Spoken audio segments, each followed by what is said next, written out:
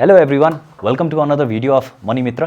So आजको भिडियोमा चाहिँ हामी मनी मित्रमा भएको स्टक बास्केटले तपाईँ ट्रेडरलाई चाहिँ कुन कुन स्टक बास्केट काम लाग्न सक्छ त भनेर हामी एक्सप्लोर गर्नेछौँ। यदि तपाईँसँग मनी मित्रको अकाउन्ट छैन भने यो चाहिँ गुगल प्ले स्टोर या एप्पल स्टोरबाट चाहिँ तपाईँले मनी मित्र भनेर एप डाउनलोड गर्नुहोस् अनि sign in with Google or Apple store गरेर आफ्नो अकाउन्ट बनाएर तपाईँले गुरु मन्त्रभित्र चाहिँ यो स्टक बास्केटलाई भेटाउन सक्नुहुन्छ।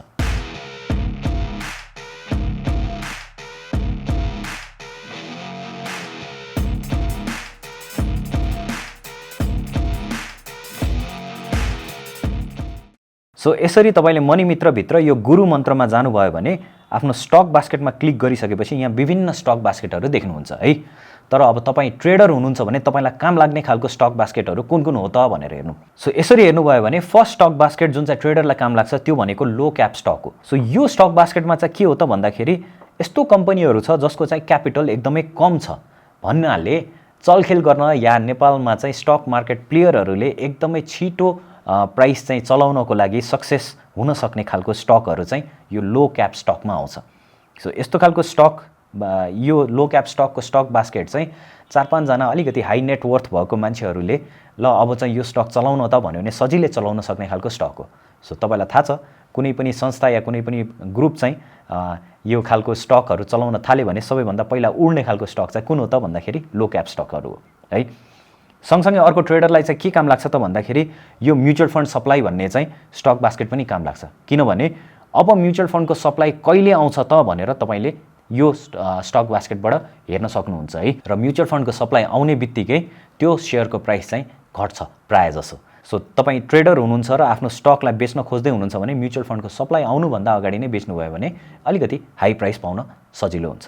त्यसरी नै अब तपाईँ यदि ट्रेडर हुनुहुन्छ भने अर्को तपाईलाई काम लाग्न सक्ने खालको स्टक बास्केट भनेको चाहिँ यो मेगा बार्गेन भन्ने हो।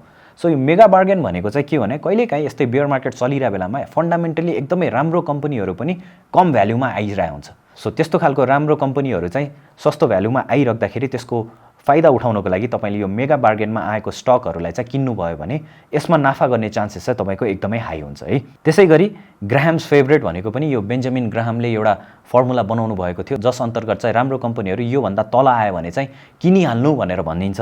सो त्यस्तो खालको कम्पनीहरू चाहिँ धेरै छिटो तल आउँदैनन्, आइहाल्यो भने किनिहाल्नु भयो भने त्यसको प्राइस पनि छिटोभन्दा छिटो फेरि माथि जान सक्ने चान्सेस चाहिँ हाई हुन्छ।